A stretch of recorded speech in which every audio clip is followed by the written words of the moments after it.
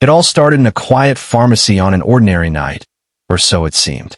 Gloria Tate, a hardworking nurse, walked in, exhausted from a long shift, just try to pick up her prescription. But when a simple mistake spiraled into suspicion, two corrupt cops showed up, ready to make an example out of her. They thought they could humiliate her, frame her, and erase her dignity without a second thought. What they didn't know was that she wasn't alone, and the storm she was about to unleash would tear through everything they thought they controlled. The evening sun cast a warm glow over Savannah, Georgia, as Gloria parked her old sedan outside the local pharmacy. She had spent the last 30 years patching up broken bodies and soothing aching souls. And tonight, all she wanted was to grab her medication and head home. The air was thick and humid, the kind of night where even the breeze felt tired. Inside, the pharmacy was nearly empty. A teenage clerk yawned behind the counter, tapping aimlessly on his phone. Gloria handed over her ID and insurance card, expecting the usual routine. But as the clerk scanned her documents, he frowned and whispered something to the store manager, a tight-faced woman in her 40s. Gloria felt a familiar knot tighten in her stomach. The sickening awareness of being judged on a narrative someone else had already written for her. The manager approached, her smile brittle. "I'm sorry, ma'am, but there's an issue with your prescription." Gloria frowned, confused. "What issue? I picked up this same medication here for years." The manager's hands fidgeted. "The account details don't match. I'm afraid we can't process this tonight." Gloria's heart sank. "That's not possible. You have my ID, my insurance, everything matches. Check again." But the manager was already stiffening, stepping back. "I'm going to have to ask you to wait here. We've contacted the authorities to investigate." "Authorities?" Gloria echoed, her voice quiet. The word hung in the air, heavy with implications. She stood her ground, refusing to leave. Minutes later, the door chimed sharply as two police officers entered. Officer Rick Coleman, tall and broad-shouldered, approached with a swagger that screamed authority. The second officer, David Miller, hung back, unsure. "Ma'am," Coleman said, his voice dripping with condescension. "I need you to step outside." "I haven't done anything wrong," Gloria replied, her voice steady. Coleman's hand moved to his belt. "We can do this the easy way or the hard way." Gloria felt the heat rising in her chest. She had spent years helping others, and now she was being treated like a criminal. "I have my ID and proof of my prescription," she said, holding up her documents. "Step outside," Coleman ordered. When she didn't move, he grabbed her wrist roughly. Gasps rippled through the pharmacy as Gloria felt the cold metal of the handcuffs bite into her skin. She didn't fight back. She wouldn't give them the satisfaction. Instead, she allowed herself to be led outside, head held high as they reached the squad car. Gloria met Coleman's eyes. "You're making the biggest mistake of your life," she said, her voice calm. The door slammed shut, sealing her inside. But deep within her, a small flame began to burn. They had no idea who they were messing with. The ride to the station was tense. Gloria sat stiffly in the back seat, the cuffs cutting into her wrists. Coleman and Miller chatted casually in the front, treating her like a mere inconvenience. Gloria's heart raced, but she remained silent, knowing that any explanation she gave would fall on deaf ears. When they arrived at the precinct, Coleman yanked the door open and motioned for her to get out. Gloria climbed out carefully, feeling the weight of the officer's eyes on her. Inside, the station was dimly lit, the air thick with the smell of cheap coffee and disinfectant. They led her to the booking desk, where the desk sergeant barely glanced at her. Coleman filled out a form, his voice dripping with disdain. "Suspected prescription fraud," he announced loudly, ensuring everyone heard. Gloria stood tall, refusing to let their words define her. She had done nothing wrong. The sergeant took her mugshot, the flash of the camera blinding. Then they fingerprinted her, pressing her sore wrists against the ink pads. They walked her toward the holding cells. Gloria felt the eyes of other officers on her. She caught snippets of their conversations, another fraud case, figures, and the sting of their judgment cut deep. But she wouldn't let them see her pain. Once inside the holding cell, Gloria sat on the cold metal bench, her hands resting in her lap. She closed her eyes, letting the silence wash over her. She thought of the countless others who had faced similar injustices, who had been silenced and ignored. After what felt like an eternity, the door swung open and Walter Tate, her father, stepped inside. A retired FBI agent. He had spent decades fighting corruption and injustice. His presence filled the room with a sense of calm and strength. "Dad," Gloria breathed, relief flooding through her. "Let's get you out of here," Walter said, his voice steady. He turned to the officers. "What's going on?" Coleman stammered, trying to explain, but Walter cut him off. "You've made a grave mistake. My daughter is a licensed nurse with valid identification. You have no grounds for this arrest." The tension in the room shifted as Walter's authority became palpable. He turned to Gloria, his eyes filled with determination. "You're not alone. We'll fight this." As they prepared to leave, Gloria felt a surge of hope. She had faced humiliation, but now she had the strength of her father beside her. Together, they would hold those responsible accountable. The next day, news of Gloria's arrest spread like wildfire. Videos of the incident went viral, igniting outrage across the country. People rallied in support of Gloria, demanding justice and accountability for the officers involved. Walter worked tirelessly, gathering evidence and building a case against Coleman and Miller. The community stood behind Gloria, sharing their own stories of injustice and discrimination. Months later, the trial began. Gloria sat in the courtroom, her heart pounding as she faced the officers who had wronged her. The evidence was overwhelming. Body cam footage, eyewitness accounts, and the undeniable truth of what had happened that night.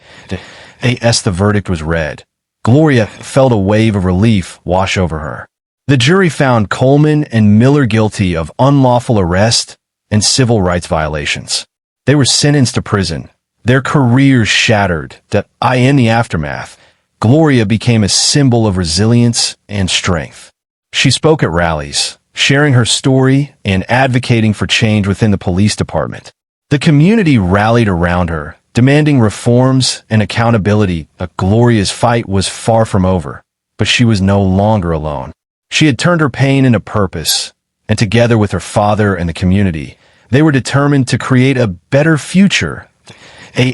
She stood before a crowd of supporters. Gloria felt a sense of empowerment. "This isn't just about me," she said, her voice strong. "It's about all of us. We will not be silenced. We will not be ignored. Together, we will fight for justice." And with that, Gloria Tate became a beacon of hope, a reminder that true strength lies in standing up for what is right, even in the face of adversity. The fight for justice was just beginning, and she was ready to lead the charge. The weeks that followed moved fast. Gloria attended community meetings, sharing her story and encouraging others to speak out. She connected with local leaders, activists, and organizations dedicated to fighting for civil rights. The momentum was building, and Gloria felt a sense of purpose she hadn't experienced in years. One evening, as she sat in a community center surrounded by passionate voices, she realized the impact of her journey. People were sharing their experiences, their struggles, and their hopes for change. Gloria felt a surge of pride, knowing that her story had inspired others to stand up and fight for their rights. As the movement gained traction, Gloria found herself at the forefront of a campaign for police reform. She worked alongside activists to draft proposals for new policies aimed at increasing accountability and transparency within law enforcement. The community rallied behind her, and soon, they were organizing protests, town hall meetings, and awareness campaigns. The media took notice. Gloria's story was featured in local and national news outlets, shining a spotlight on the issues of systemic racism and police misconduct. She became a sought-after speaker, sharing her experiences and advocating for change wherever she went. Months passed, and the movement continued to grow. Gloria found herself in meetings with city officials, presenting her proposals and demanding action. The pressure was mounting, and the community's voice was becoming impossible to ignore. Then came the day of the city council meeting. Gloria stood before the council members, her heart racing as she prepared to speak. The room was packed with supporters, their faces filled with determination. She took a deep breath and stepped up to the podium. "Thank you for allowing me to speak today," she began, her voice steady. "I stand before you not just as a victim of injustice, but as a representative of countless individuals who have faced discrimination and abuse at the hands of those sworn to protect us." The room fell silent, all eyes on her. "We cannot allow this to continue. We must hold our officers accountable for their actions. We must implement policies that ensure transparency and fairness in our law enforcement practices." As she spoke, Gloria felt the energy in the room shift. The council members listened intently, and she could see the impact of her words resonating with those present. She shared her story, the humiliation she had faced, and the strength she had found in the support of her community. When she finished, the room erupted in applause. Gloria stepped back from the podium, her heart swelling with pride. She had done it. She had stood up for herself and for others, and her voice had been heard. In the weeks that followed, the city council voted to implement several of Gloria's proposals. New policies were put in place to address police misconduct, and community oversight boards were established to ensure accountability. It was a significant step forward, but Gloria knew the fight was far from over. As she continued her advocacy work, Gloria remained focused on the bigger picture. She connected with organizations across the country, sharing her story and learning from others who had faced similar struggles.